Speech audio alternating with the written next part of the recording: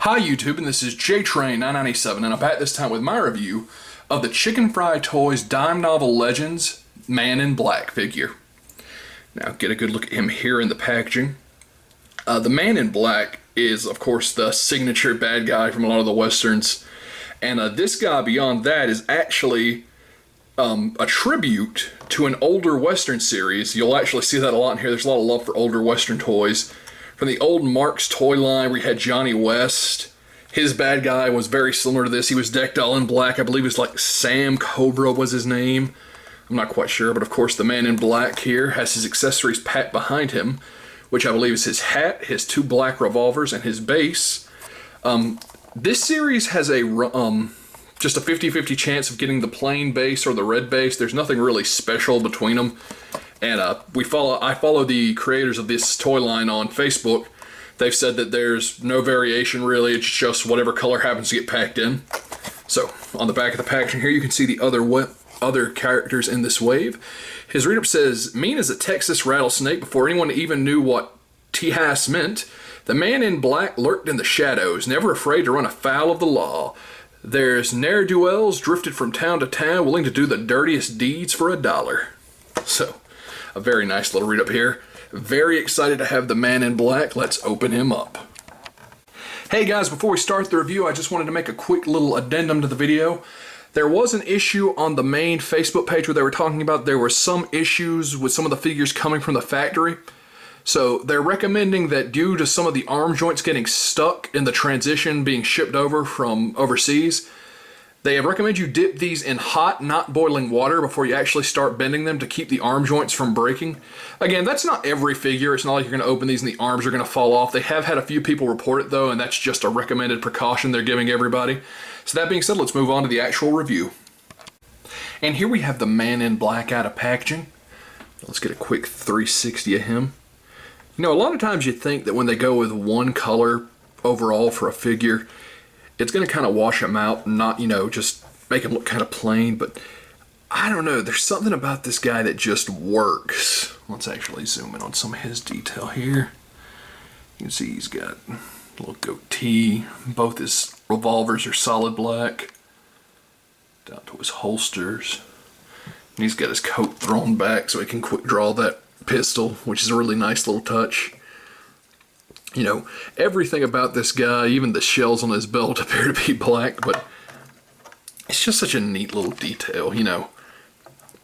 It's so old school western, you know, that the bad guy wears black. So, you can see his revolvers are the exact same. They slip right in his holster. Again, I do love that this line left the palm and the trigger finger separated, so that when you pose the figure, you can actually feed the finger through the trigger guard for a lot of nice poses there. Let's actually get this one in his holster. Oh. And there we go. So, very nice. Take his hat off real quick.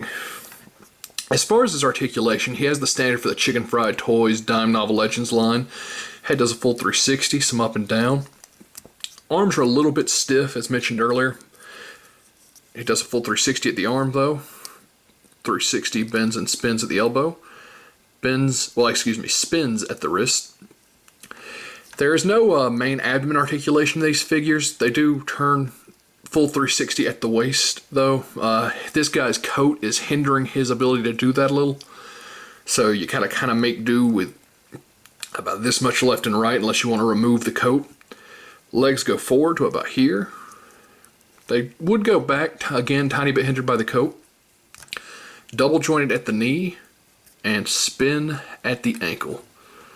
So, a lot of really nice articulation on this guy. Let's get, and again, as I show them in all these reviews, the Chicken Fried Toys base. This is one of the ones that came in red instead of tan. You can see the rooster with his 2 6 guns there. Let's get him put back on his base. So this is one of the figures that obviously just came out with a new Dime Novel Legends series. He's one of the only figures that they are straight up, you know, admittedly this guy is supposed to be a bad guy. Which I think is neat that they, you know, gave you a classic villain to fight your good guys, you know, your Badlands Vigilante, your Johnny West, or the Cow Puncher, rather. So, let's get a quick size comparison here with these guys. And here you can see the Man in Black beside Heart-Wrencher from G.I. Joe and Grim Reaper from Marvel Legends. He fits in just great with a standard 3 3/4 inch line, and he's obviously not meant to fit in with the 6-inch Legend scale. So, you can pick these guys up right now at smalljoes.com. I don't know how they're going to release them otherwise. I do know you can get them there. This is one of the guys that is, you know, free to pick up. He wasn't exclusive to the Kickstarter or anything. He's definitely a great figure. I love the classic villain vibe you get from him. You know, this whole line has been great so far. So that being said, I believe the price they're going for on these is $27.99 a figure. That's a bit much for a 3 3/4 inch figure, but how often do you see a straight up Western line, especially with such great detail? I love him. I think he's worth it. And that being said, this is JTrain997, and I'll see you soon, YouTube.